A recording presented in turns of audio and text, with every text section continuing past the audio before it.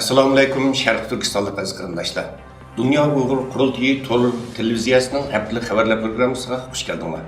Men Farhat Yurunqash. Tövende noyabr oyi kirgandan buyon Dunyo Uyg'ur qurultiyi va uning tarkibidagi tashkilotlar tomonidan dunyo miqyosida ilib berilgan bir yurish faoliyatlarini va Uyg'urlarga munosabatli muhim uchurlarni sizlarga qisqacha xotirlatib o'tmoqchimiz. Diqqat bilan anglangizlar.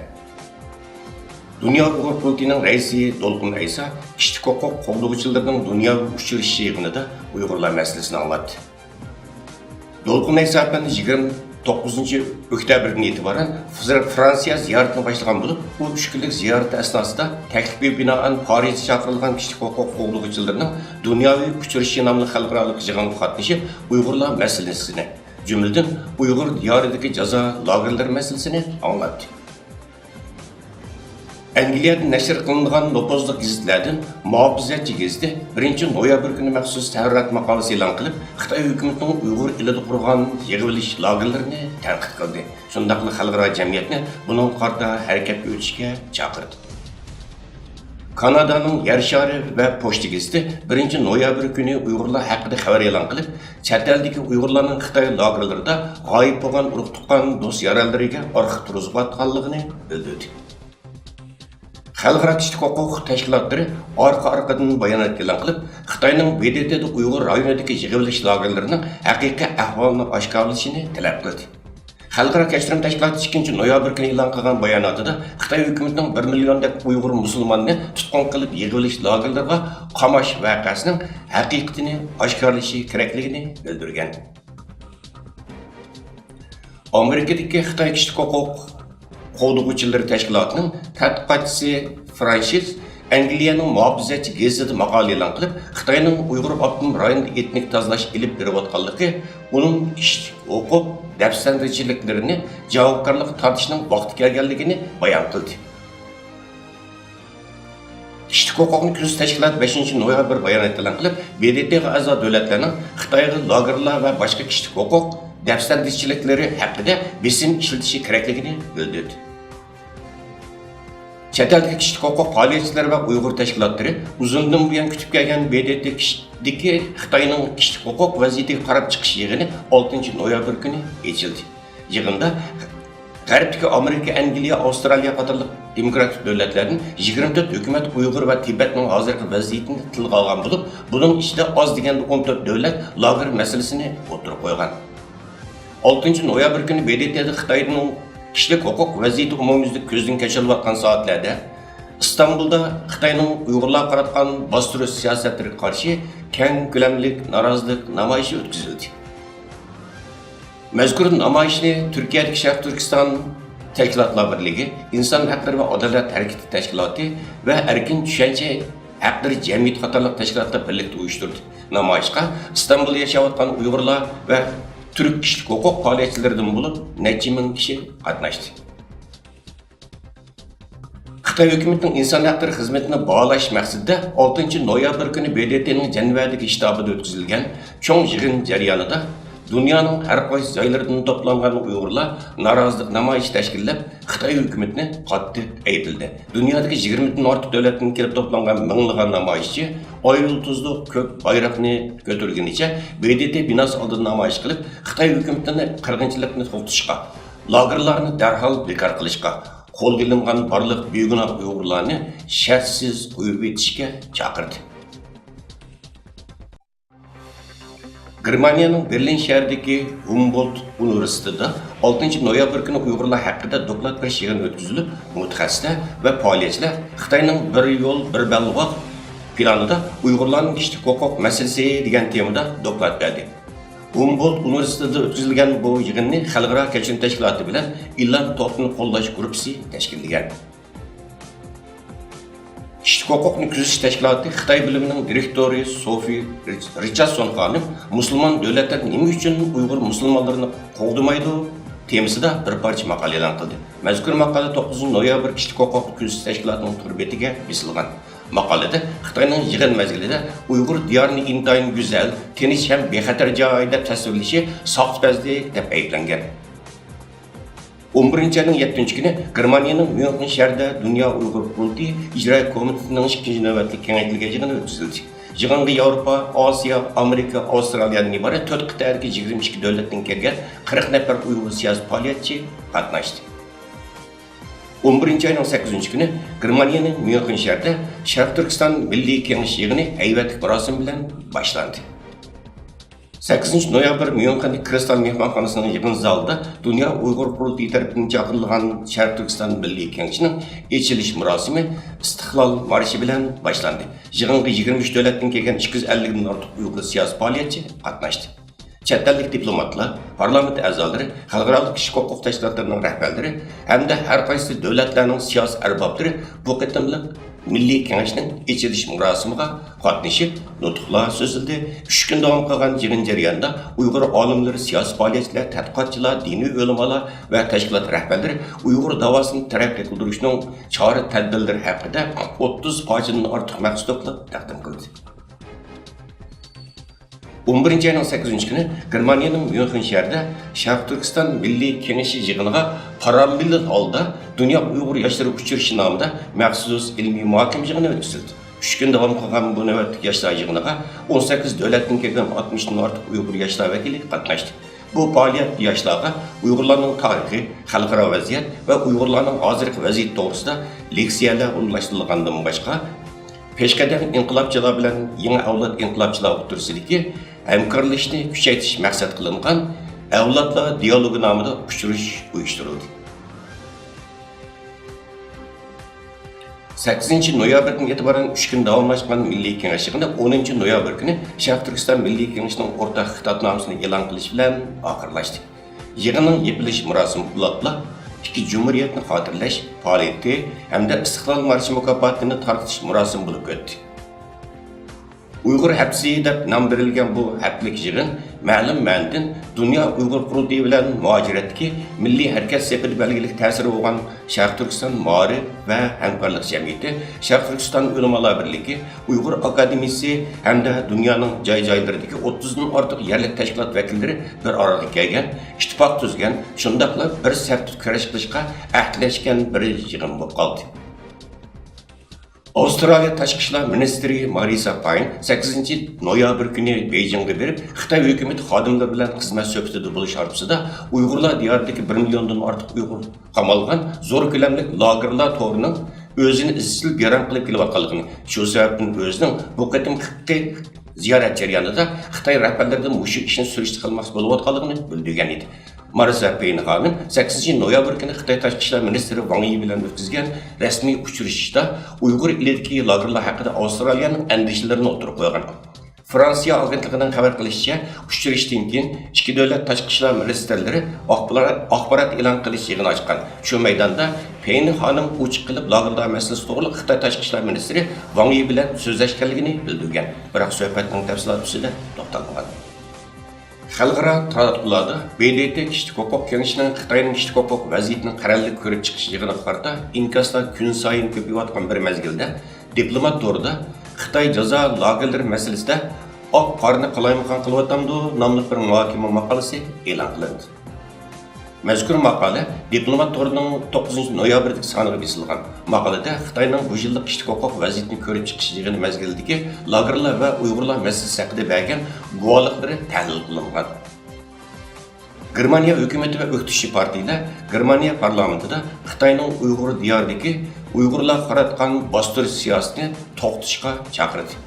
8 noyabr Germaniyadagi o'qituvchi Yeshillar partiyasi Xitoyning haddidan oshgan kishilik huquq dafsarniyatchiligi, siyosiy mingyuyish harakati va rayondagi ta'qiblash sistemlarini qattiq ayblagan. 8 noyabr kuni Germaniya parlamenti Yeshillar partiyasining taklifi bilan Uyg'urlar masalasi to'g'risida maxsus yig'in chaqirdi.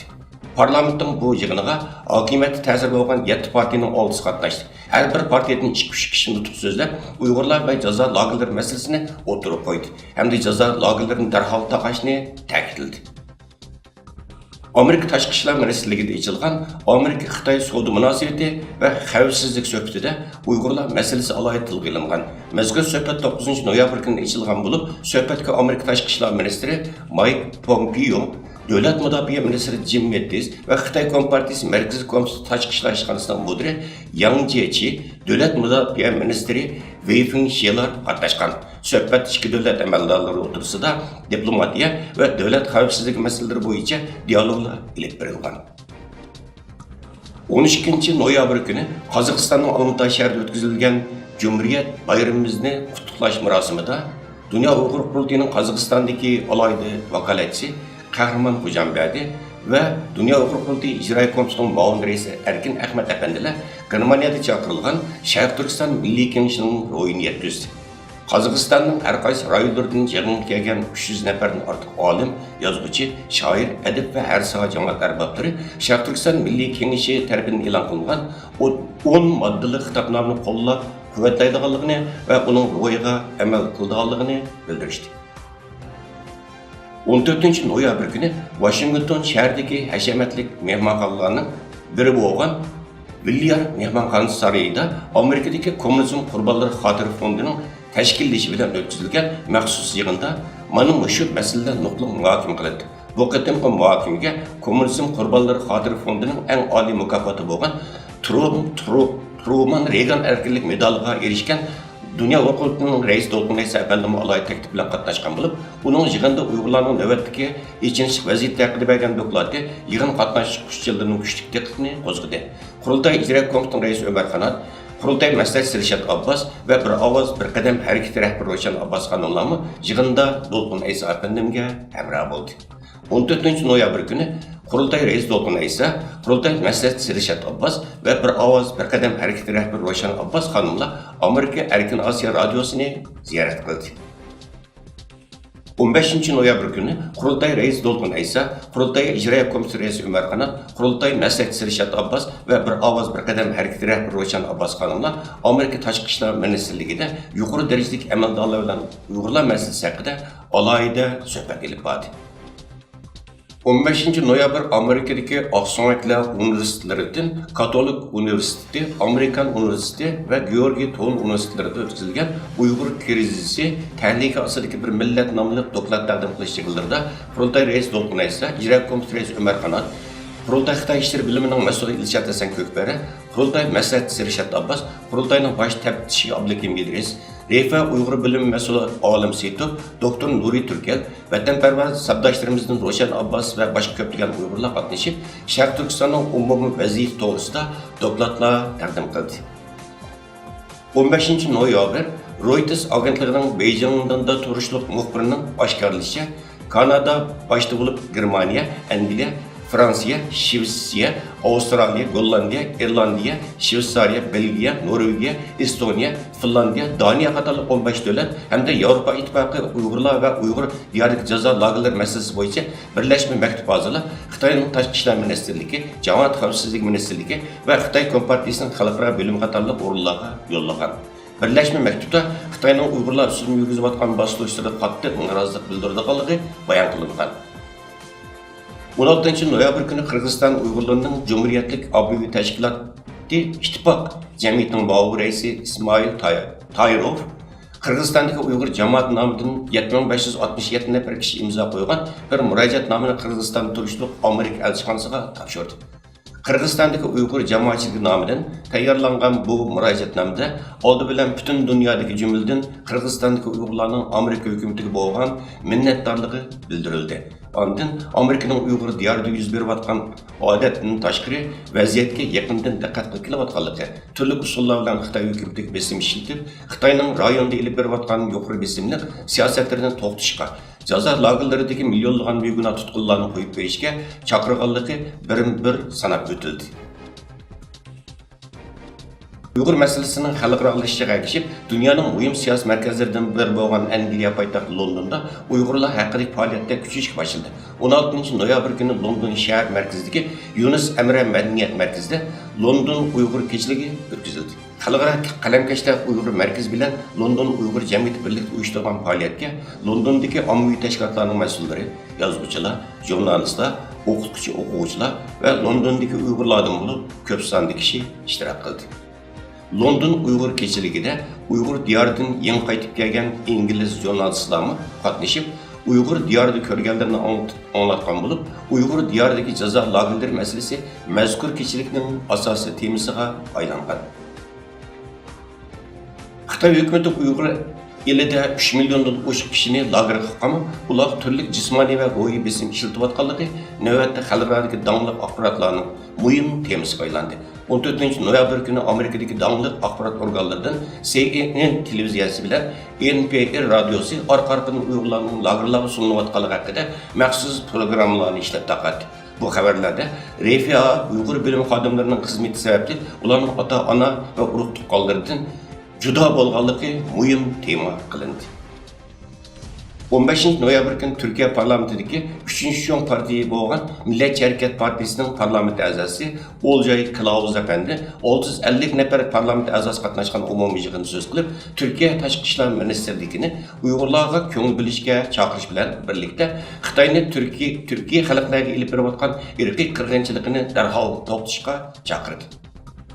Dünya Uyghur Qurultayı Reis Doktor Naysa Efendi 14 noyabr başlanğan Amerika'daki 5 günlük ziyaretini ahırlaştırgandan keyin Yaponiya Chet elliklar axborot klubining alohida taklifi bilan 19 noyabr Tokyoga yetib kelgaydi. 20 noyabr Tokyodagi Chet elliklar axborot klubida maxsus Uyg'urlar masalasiga bag'ishlangan muxbirlarning kutilish yig'ini o'tkazildi. Bu Yaponiya davlat axborot klubining Uyg'urlar masalasini Yaponiyada kun tartibga keltirish maqsadida tunji qitim maxsus Uyg'urlar uchun bunday bir yig'inni tashkil etish bo'lib hisoblanadi. Matbuot yig'inida Dolqin Isa Efendi navbatda xalqaro qiziq tema bo'layotgan Uyg'ur diyoridagi jazo lagerlari masalasini asosiy tema sifatida o'tirib qo'ydi va muxbirlarning savollariga javob berdi. Bu qitimqi matbuot yig'iniga Yaponiyadagi eng dangliq axborot vositalari qatnashdi hamda Uyg'urlar to'g'risida turli savollarni so'radi. Qurultay Reis Doktor Naysa Efendi Tokyoda o'tkazilgan bu qitimqi matbuot yig'ini haqida to'xtalganda, bu yig'inning Uyg'urlar masalasini Yaponiyada texnik keng tunutish jihatdan ko'p ahamiyatga ega bo'lganligini eskartdi.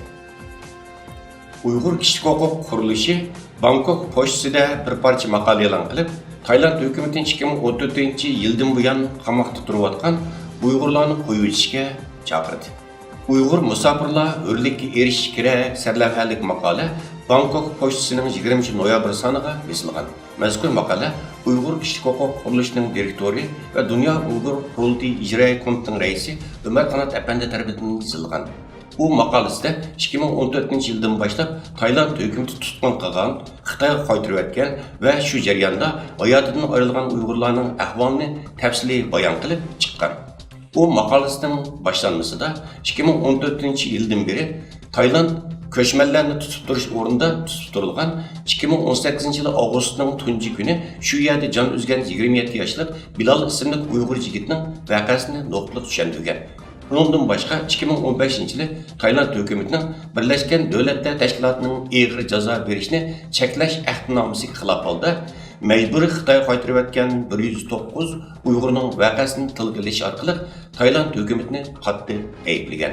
Amerikadagi xristian ilmiy kuzatuvchisi to'rida 19 noyabr kuni bu yerda odam qolmadi. Xitoyning Uyg'ur diyoridagi bostirishi nomli bir tekshirish maqolasi e'lon qilingan. Maqola avtori N. Stok o'zining Uyg'ur diyoriga berib ko'rgan manzaralarini tafsiliy bayon qilib chiqqan. N. Stok Uyg'ur diyorining Xotan shahridagi ma'lum bir noyida tekshirish elib borgan. Bu jarayonda u fikr almashtirgan 24 oilaning ichidan 20 oila a'zolarining atalmish kasbiy texnik tarbiyalash maktabiga akilganligini so'zlab bergan. Avtor yana Xitoy hukumatining Uyg'urlarga terrorlik, oshqunlik, bölgünchilikka qarshi turish nomida ilib berayotgan qattiq qo'l siyosatini ixcham bayon qilib chiqqan. Uning bayonlaridan ma'lum bo'lishicha, hukumatning bu xil siyosati ota-onalarni farzandlaridan ayirish, emgakka yaraydiganlarni o'z oilasidan ayirib etishda bir fojiali qismat Uyg'urlar markazlik o'ltirishgan yez rayonlarining turmushiga nurg'un to'salg'ularni paydo qilgan.